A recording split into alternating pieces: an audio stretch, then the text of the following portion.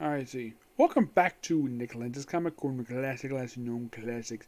This is episode number 2184, Doubleshot number 2078.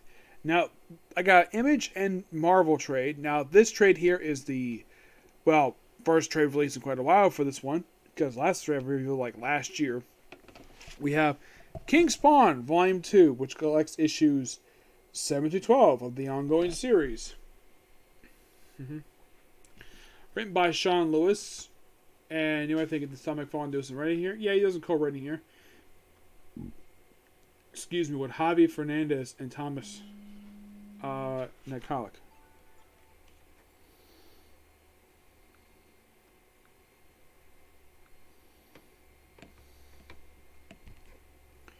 Yep, mostly putting these issues here. It is just Spawn battling a whole bunch of people. There's even at one point in these issues we actually have a 2-page spread turned on its side for some reason. Not sure why, but yeah. And you're thinking, I thought this one had style when the 90s wrapped up. Well, this occasionally pops up here. Yes. Because, mostly just King Spawn just fighting various creatures in this whole book. Yeah, you have to read the book basically to see exactly what happens here. Yeah, there's more so Bill Kincaid. It's more building upon basically what was established in previous trade. It's still pretty good. Nothing about this book. This book a 9 out of 10. Next up is the final trade for this series here. We have Jessica Jones Alias Volume 4. And yes, it is the final trade, and it's also reviewing the final issue of this series. Collecting issues 22 to 28, written by Michael Bendis, and with two different artists on here, Michael Garros and Mark Bagley. Mark Bagley does sequels for Jewel. Actually, you have several different artists. You have Rick Myers, Dean White does a Jean Grey flashback. The cover art is by David Mack. Also got to mention that. Mostly putting these issues, we basically explore. In the final issues of this book, we finally explore Jessica Jones' backstory, how she got her powers, and also her revealing about how she got her crush Peter Parker, which was actually referenced in New Avengers 50, when Peter Parker reveals to her that she's actually Spider-Man. He's Spider-Man, excuse me. We also feel that apparently that the UN does not approve of Scott Lang's relationship with Jessica Jones, though by the end of the book they break up not because of that, because it's revealed in these issues that Jessica Jones is pregnant. Yes, she's pregnant. Who's the father? Not Scott Lang, and he basically breaks up because of it. He just ends the relationship right there. Yeah, it's revealed that Luke Cage is the father. Yep, pretty much basically Bendis said debut for Danielle Cage, Luke Cage, Jessica Jones' daughter, who has got actually hair now, by the way. Yep, and we also reveal basically why she is the way she is. Because of the Purple Man! Yes, the Purple Man. We also see a flashback when she was Jewel. And also, it's also filmed here when she went missing for 8 months. Nobody knew she was gone. Nobody knew. They never even noticed it at all. Though by the end of the book, and of course basically, it's shown also her best friend in this book, who is Carol Danvers. Yes, Carol Danvers is her best friend, which seems strange because Jessica Drew is also her best friend too, and Carol Danvers is also the godmother of Jessica Drew's son, Gary. Now, here's the strange thing though. Does Jessica Drew appear in these issues? No, she doesn't. By the way, these issues are set just before the Avengers 7 because Scott Lang is alive here, and then the final issue reveals the debut of something that you think, really? This is where it makes his debut? Oh, by the way, we also have Jean Grey wearing this outfit here. Yeah, from the Grant Morrison New X-Men run. Yep, because the issues came out that period of time. Now, Portman also tries to control everybody, but now, the final issue does reveal the debut of something here. It's something quite interesting. Let's see if I can find it, because they actually have an issue reveal debut of something that becomes a pivotal part of our universe for the next couple of years. What is it? The Raft. Yep, this page here, This is the Raft. This is actually his debut.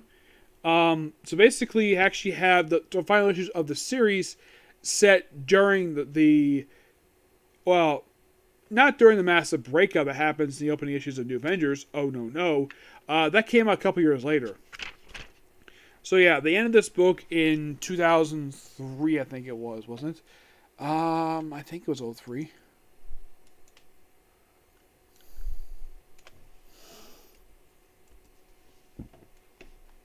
Yeah, 27th debut of the Raft. Who would have thunk, though, that this book would be the first appearance of the Raft? Final issue was released in 03. Yep.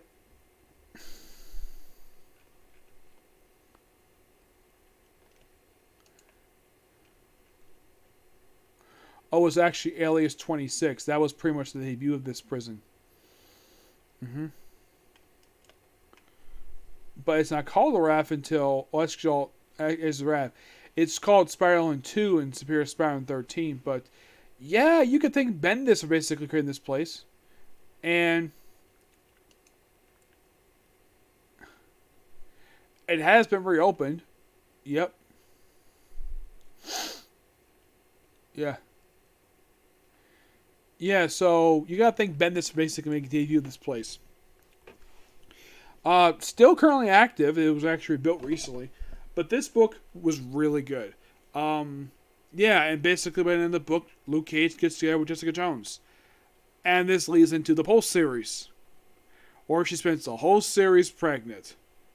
Does not give birth to her daughter until the final issue of the series. This book is really good. I guess book roughly a 9.5 out of 10. I love the fact that Mark Bagley included the artwork here because I think that he was also working on Ultimate Spider-Man. He probably came in just as a favor to Bendis because Bendis was also working on Ultimate Spider-Man at this point in time. Yeah, this actually was one of the 3 titles he was working on. It was this book, Daredevil, and this book, Daredevil, Ultimate Spider-Man. Yeah, just 3 titles. And in this book, and they got placed with a Pulse. He got a 4th title in 04, the same year this Pulse was going on. He got Avengers for the final arc, and then he got New Avengers. Pulse ended after 14 issues. And you're probably thinking, did anything replace it? Not really, no. Basically, Bendis has been doing Defenders Daredevil for a long time. For a few more years before he gave that up. At one point, he had 4 titles of him left, which Jessica Jones actually got a new title under him. It was her 3rd series. And he wrote the first 3. The last one, he had nothing to do with it at all. Yep. But you might be thinking, though, there's the Alias. By the way, he created this character, Malcolm, here in the book, who he did appear on a TV show. And fun fact, he's actually played by Ranger Series, RPM, basically the Red RPM Ranger plays him. Which is interesting, which makes him probably one of those very few Rangers who appeared on RPM. He's the only one I have seen in anything outside Power Rangers. Yeah, and he appears in the first season. I don't know if he appears in the second season, because here's the strange thing. I personally have never seen the second season of Jessica Jones. I didn't think that Jessica Jones should have got a second season. It was fine. I mean, of all the shows that were on Netflix, she had the least amount of material to draw from. They'll use images from the first issue also for, well, at least the opening story for the first episode of Defenders, which met Matt Murdock first time. Yep. I love the fact that the Jessica Jones TV show and Defenders used stuff from this very series for that show. Nothing from the Pulse. Well, for good reason. Because the Pulse basically dealt with Daily Bugle, which at the time Jessica Jones was coming out. Marvel did not basically integrate their Bugle into Marvel's cinematic universe just yet, per se. Yep. But yeah, that's particularly a particular view. I still think the Alias is a great series. It's not overrated. Is it a series I think should come back from Marvel? No, I don't think so. I think basically the way Bendis did was fine. Did I think she needed an ongoing series in 2016? I didn't have a problem with it at all. Probably needed because of the Jessica Jones Netflix show. It was a great series. One of the 2 titles that Bendis was working on actually was really good. The other, of course, was Defenders. Iron Man was just below that. Probably his weakest title of the 4 was the Miles Morales Spider-Man book. Yeah, the last run he worked on the book, which he worked on the book since like 2000. Yep. But not much else to say about this books. Okay, so that's episode review. I do have one more Comic Corner planned with him later after I do Dr. Stone, which that'll be next video coming out. Okay, next video. Bye.